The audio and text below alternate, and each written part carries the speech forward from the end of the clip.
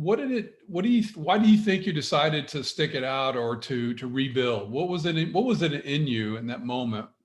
If you could talk about that moment in time for you, what spurred you to really want to dig in and rebuild and not just cut and run?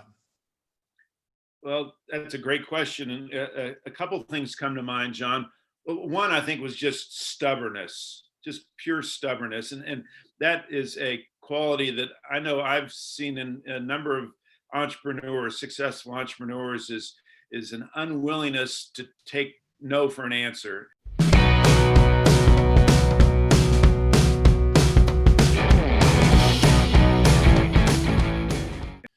Hello, everybody. John Fenton here, the CEO Sensei, and I am just so honored and so pleased to have with me my guest, Tim Fulton. Hey, Tim. Hey, John, great to be with you. Thank you. Awesome. Tim has a long resume of just some great accomplishments. I'm going to read a couple of these for everybody who's watching and listening. And, Tim and I actually grew up in South Florida at the same time, went to high school at the same time, different parts of the county near Miami.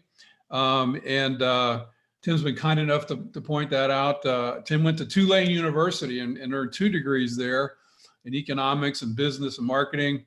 He has owned several and operated several small retail businesses in South Florida and Miami. He has taught Family Business Institute at FIU, Florida International University, also in the Miami area. He moved to Atlanta, was a co-founder of an internet software company that was an Inc. 500 company and then was sold to a Fortune 1000 company. Love to hear some of your stories and just things that you experienced in that time, Tim. In 1992, he started his own business consulting firm, Small Business Matters. He is the host of the Small Business Matter podcast, Small Business Matters, I can't even talk today. Small Business Matters, a conference that he does each year. I was honored to be a featured speaker in 2019. Tim is a Vistage Chair for over 16 years. And he still has a one group as a Chair Emeritus status. That's a really high honor. And he's just an amazing coach and consultant, really dealing with business leaders in all different ways from his own experience and people he's worked with.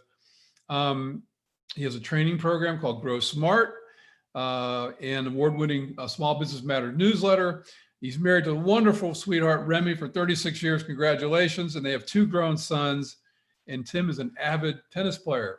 Did I capture all of it, Tim? You did beautifully. Thank you. So it's amazing to have you on today.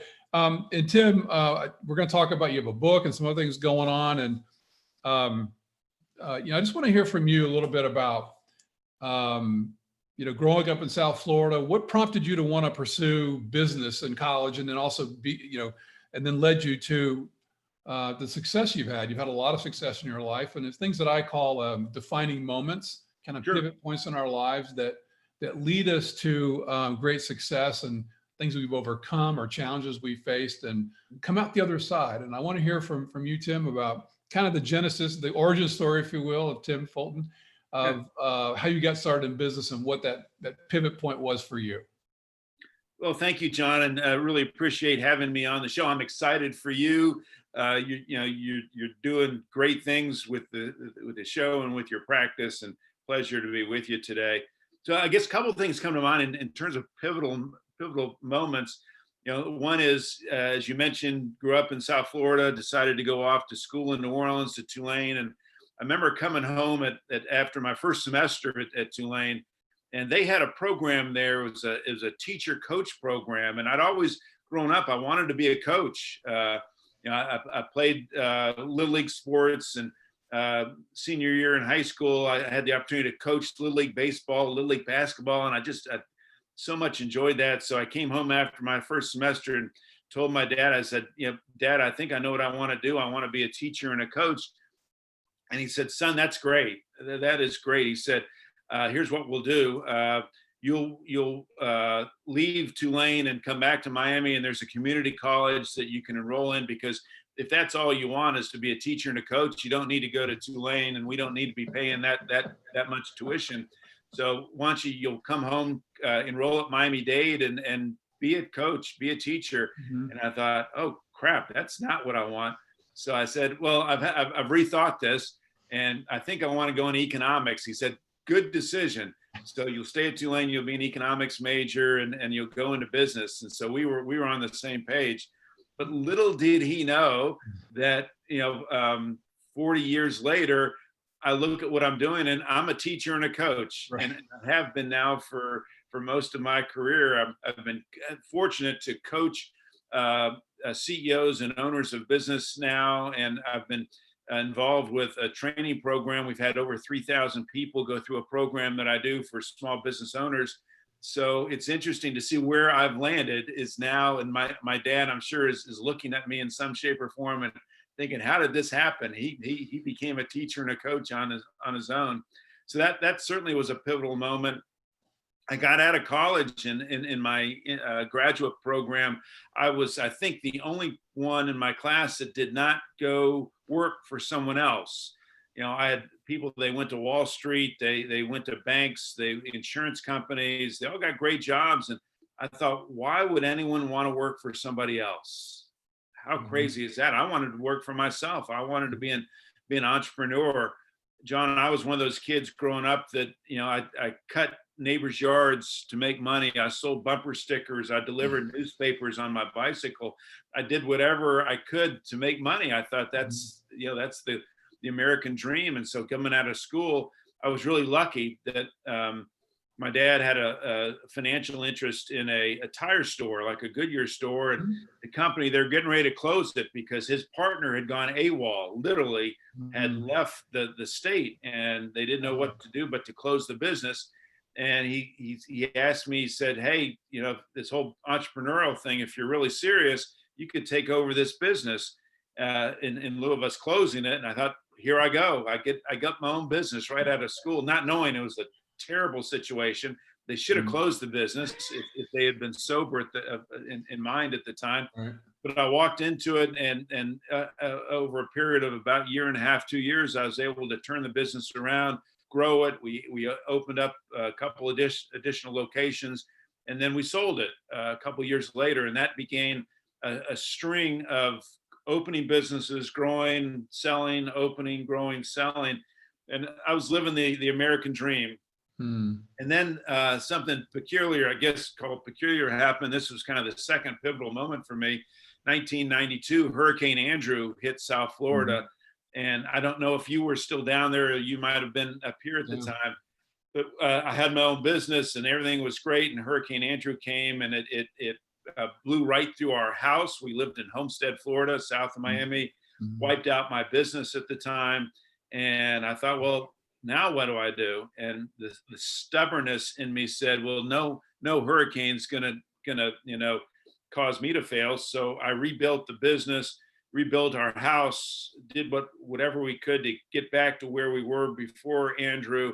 But that storm and the impact of that storm, that crisis, really had an impact on me, because I saw what it took to come back. A lot of people took their money from the insurance companies and just said, hey, this is it. I'm heading for the hills. And I couldn't see doing that. So we rebuilt the business, rebuilt our home. And then in 1996, made the decision to move from Miami to Atlanta. And without a job, without anything, just said, hey, time to make a move. And we came to Atlanta. And I was very fortunate that not long after that, I heard about this organization, Tech. It was called Tech at the time. Today it's called Vistage. And I got involved in it as what they call a chair, as a facilitator, and had the fortune of being a Vistage facilitator for 16 years. And as a result of that, got the opportunity to work with some fantastic leaders, business owners, meet some great people, learned a ton about business, as a result of that.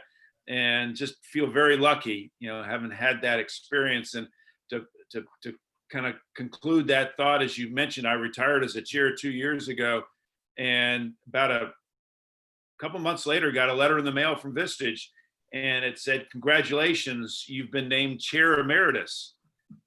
And I thought, Chair Emeritus, that sounds good, but I have no idea what it means. Right. I didn't even know such a program existed.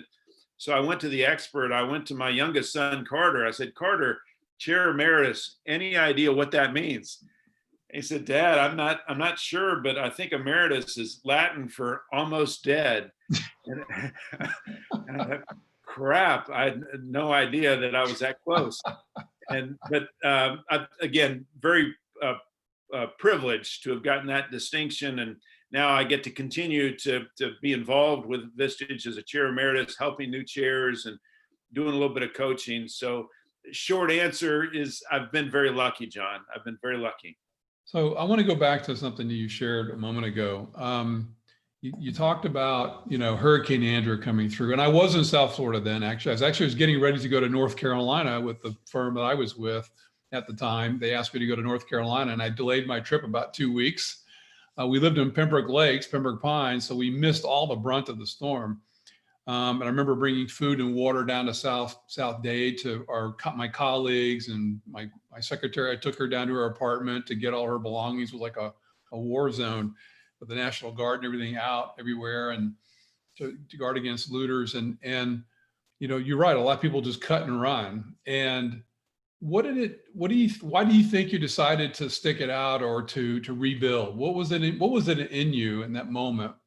If you can talk about that moment in time for you, what spurred you to really want to dig in and rebuild and not just cut and run? Well, that's a great question. And a couple of things come to mind, John.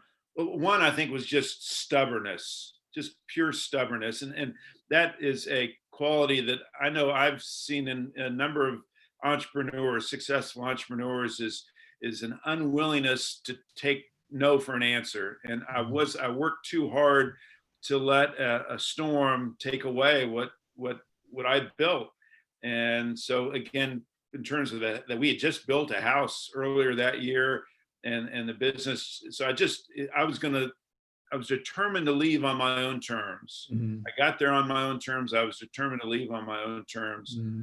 And the other part, I think, was this entrepreneur. The word entrepreneur is a French word to build. Entrepreneur is a builder, and so I think part of my DNA is that of being a builder. And so the challenge of rebuilding, I just couldn't pass on. It was just too good to pass on. And so I think that's part of what kept me there. And I just also think I felt a sense of duty. I was very involved in the community there. I was president of the Chamber of Commerce, involved in a lot of things there in South Dade County. And I just felt like I had a duty to do what I could to bring the community back to where it had been before. And so I take some pride now when I go back and I see what's been built down there. It's a very different place today. Yeah, absolutely. Well, as you were sharing that, Tim, the word that came to mind was character. In a good way. And I think that, it shows the strength of character to be able to stick it out and to overcome. And certainly that was a huge crisis, right? Hundreds of thousands of people, tens of thousands lost their homes, 100,000 people were affected by that. Billions of dollars of loss and damage in that area. It really transformed and changed people's lives. And certainly 2020 around the world has been crazy, right? Changing people's lives with COVID and all these things. Tell me what are some observations you have about what you went through in your life and these crises you overcome, and the current crisis that's still going on. Obviously, it seems like it's getting better, but tell me, what are your observations about COVID and how it relates to other crises that you've seen, and what are your thoughts on that? Well, John, it's really been interesting because I've had, call it the fortune, misfortune of being through a disaster before. And, a lot of the people that I work with have not, they're younger and they've not been through something like this before. And, Hurricane Andrew, just take a step back for a moment, it was a real test, for all of us. And, you were there, and it was a test of faith for me, because I remember thinking at the time, how does whatever you pray to, your God, your Lord, whatever, how does he or she allow this to happen? I remember thinking this at the time. And the first time I had a chance to go back into a church a couple of weeks after Hurricane Andrew, I'll never forget going into this, my church at the time. and because there was no roof on the church, we're sitting in these pews and looking up, and we saw the sun. There was no roof on the building. And again, I was angry at the time about how does this happen to good people? But the priest said something that day that I'll never forget, and it has stayed with me through today. In his sermon, he said something so powerful. He said, God doesn't prevent the storms; He just helps us get through them. I'll never forget that. God doesn't prevent the storms; He helps us get through them. And that really changed my mindset at the time, from one of blame and despair to one of hope. Is that I've got this guy on my side now going forward, and that's carried with me again to where we are today. What's interesting when comparing the two, Hurricane Andrew didn't discriminate in my neighborhood. Every house was destroyed. Every business was destroyed. Everybody was impacted. We were all the same. There were no them and us. I mean, we were all the same. And again, I know you saw it firsthand. Where what we're going through now, we're not dealing with one disaster. We're dealing with a health crisis, an economic crisis, a political crisis, a social crisis. And how many crises can we take at one time? So in that way, it's very different. And also the fact that, this disaster, if you just take the health disaster, it has discriminated. I mean, there are those who have been very impacted in a horrific way, and up to and including death. And then on the other side, there are those who have been very fortunate and have not been impacted. And then there are those who have actually done quite well over the last 9 months. And how do you explain that? That on one side, people who've been impacted in such a negative way, and on the other hand, I met with a banker today, and he said, "Tim, I've had my best year," and not in a bragging way. He just said, "This has been my best year." So, John, in one, that's been a big difference, is that the way this has impacted people so differently. And the other thing that I found interesting about this disaster is that it's been an accelerator. There were some things that were just beginning to nurture before COVID, and all of a sudden they've just sped up. The working from home, the remote work, that didn't start with COVID. People were working from home before, and there was some momentum, more people wanting the flexibility in terms of their schedule. And then all of a sudden COVID hit, and everyone's working from home. And so in that way, it's been an accelerator in a variety of different ways. And it's also been a real test of leadership. And I know you well enough to know that, like me, it's been interesting to observe how leaders have done during this disaster. Our political leaders, business leaders, religious leaders. It's been a real test of leadership, I think, at all levels. And I heard the story not long ago of Admiral Stockdale. I don't know if you're familiar at all with his story, but it really resonated with me. Here's a guy who spent 8 years during the Vietnamese War in a prison, highest level in terms of the military to be in prison. And he was interviewed by Jim Collins, who I know the author, Good, Great. And Collins asked Stockdale, he said, "So how did you survive 8 years in a prison?" And Stockdale said, "It really came down to two things." He said, "Number one, I had a prevailing awareness that this was going to pass, that this too was going to pass. And I just had to believe that there was going to be an end to it. I didn't know when it was going to be or how long, but I knew it was going to pass. And it was that belief," he said, "that got me through this horrific time." And then secondly, he said that I had to learn to face what he called the brutal facts. And in his case, the brutal facts were, I'm in this prison and I don't know when I'm getting out. And it's just going to be horrific. He was tortured daily while he was there. So, fast forward to today, I think, the best leaders that I know of, I think, are in the same line as Stockdale. It's number one, it's having this belief that we're going to get out of this. There's an end to this. There'll be a better time. And two, we've got to be willing to face the brutal facts that whatever they are, whatever impact it's having, rather than ignore them, rather than be the optimist. Interesting, Collins asked Stockdale, he said, so who didn't survive? Who had the hardest time in that prison? And Stockdale answered pretty quickly, said it was the optimists.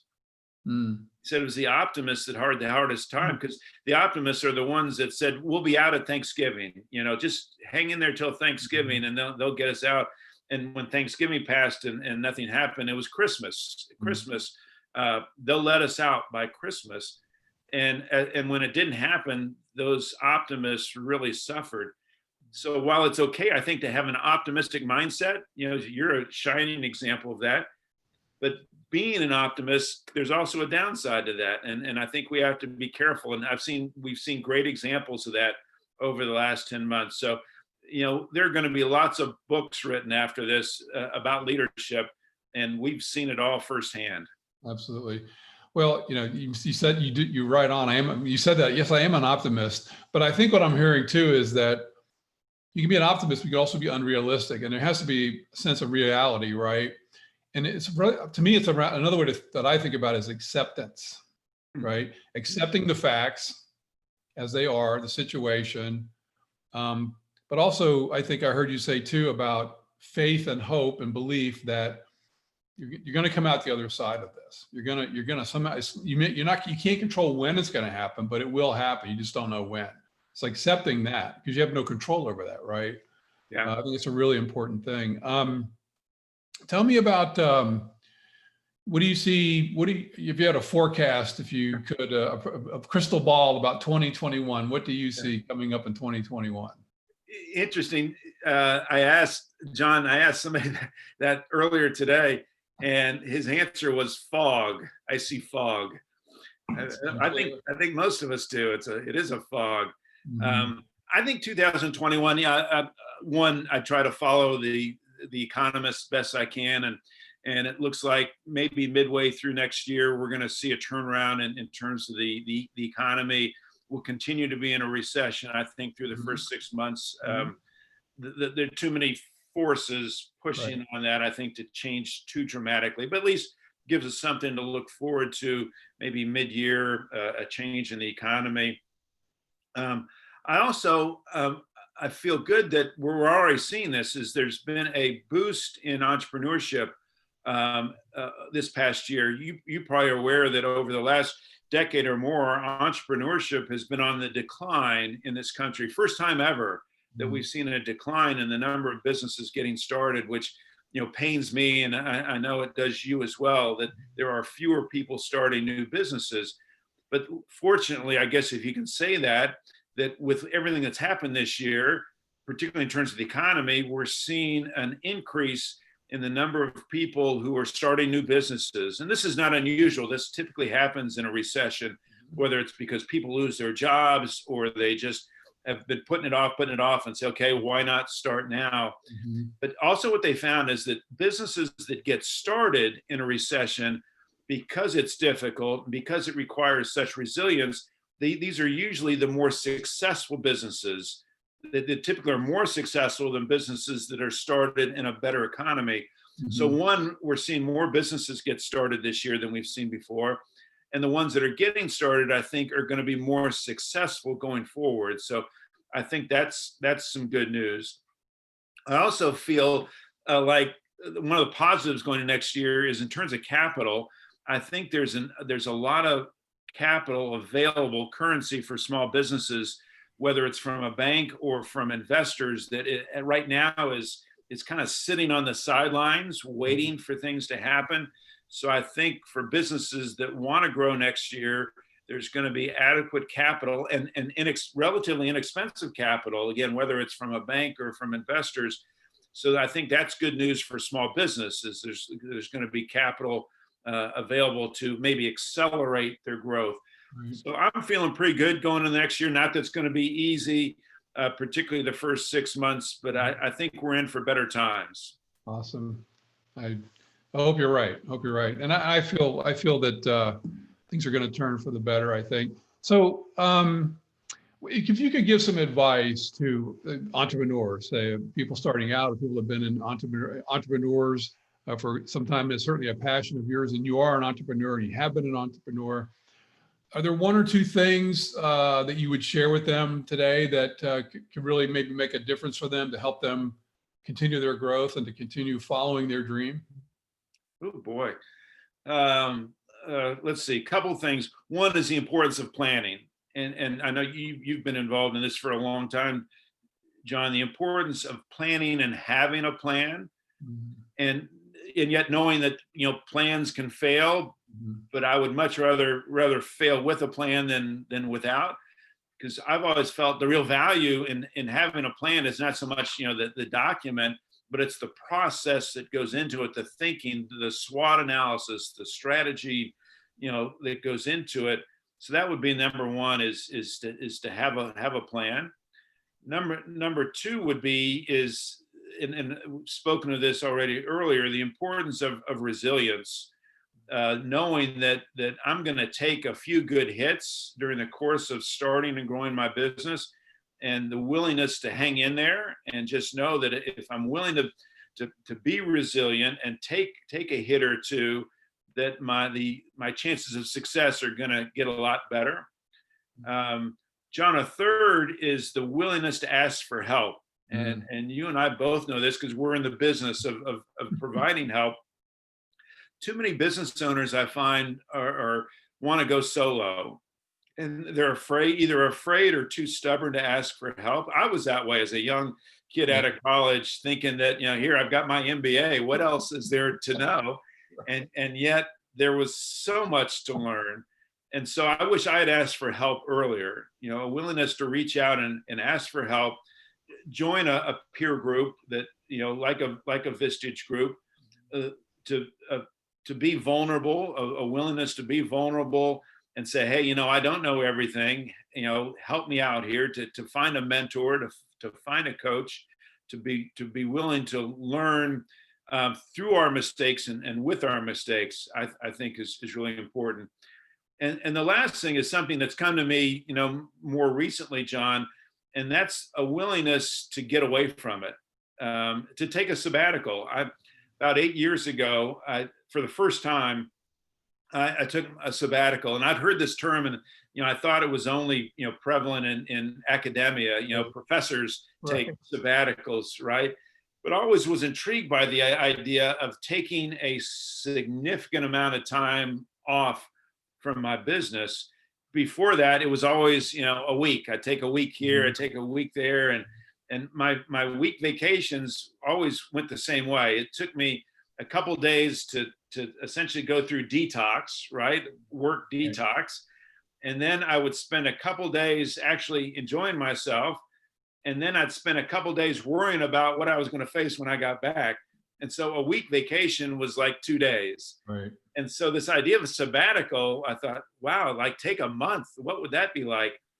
And my peers thought I was crazy to take a month off. Like, what's going to happen to your practice? I'm a one-man show. And what's going to happen to your practice? What's going to happen to your clients? And I thought, I don't know, but it just feels right. So I took a month off that first time, and I took a couple trips and just got away from everything. And it was amazing. It was amazing to be able to do that, to be able to think in a way that I really had not thought for a long time, in the throes of a business. And then I think it was the second or third year, I even took a deeper dive, and I'd heard about this El Camino Santiago, this spiritual walk in Spain, going from the far eastern coast of Spain, the border, the French-Spanish border, all the way to the water on the west coast of Spain. And I'd heard about it, read about it, saw there's a movie about it, and decided that was what I was going to do. So I went to Spain by myself, walked the 500 miles, and that was an amazing experience in terms of a sabbatical. Ended up going back 2 years later with my youngest son, and getting it to do it with my son was even more special. So this idea that from time to time we have to hit the pause button, be willing to get away from as much as possible. And this was not a new idea, right? This goes back thousands of years, when people did this, and somehow we've gotten to a point where it's been deemed unprofessional, right, to take a month off. Who's going to take a month off? And yet it's the best thing that I ever did. And so it's the advice that I give to my members. And John, it's interesting. It's twofold. Number one, it's good for the leader to take that much time off. But more importantly, I tell them it's the best thing that you can do for your business. Because if I'm running a business with 100 employees and such, if I tell them 6 months ahead of time that, by the way, I'm going to be gone for a month, you all need to figure this out because you're not going to be able to reach me. All of a sudden, I now have a business that's no longer dependent upon me to survive and be successful.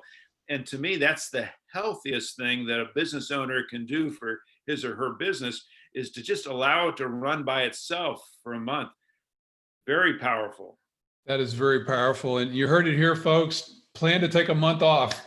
I'm going to start planning my month off. I'm going to start planning my month off right now. I love it. I love it. And it really is important to be able to unplug. And really, you're right, because we're such a society around the world, really, I think, where it's always go, go, go, and filling up every moment of every day.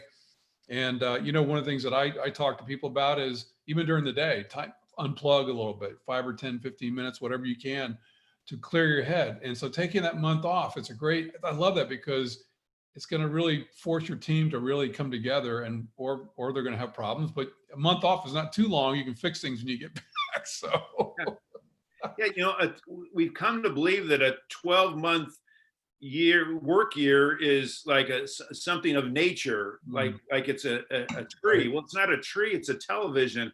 It was created, it was manufactured, and there's nothing to say that we can't work 11 months a year, 10 months a year. We just come to believe that that's the way it is.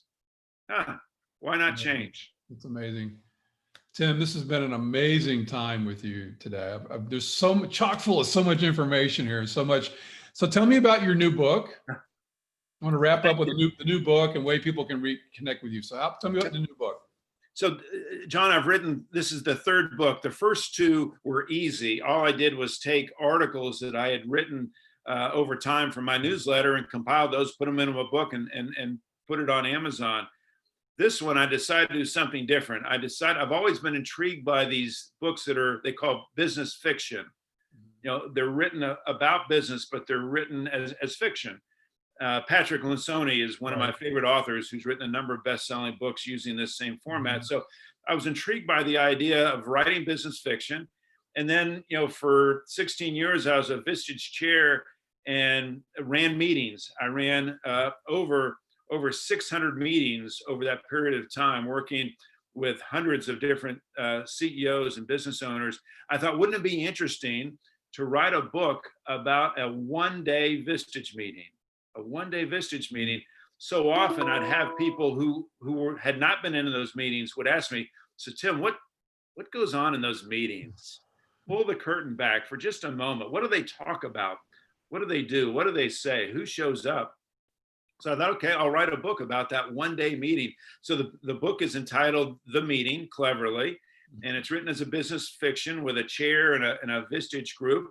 The characters in the book are all based on my members.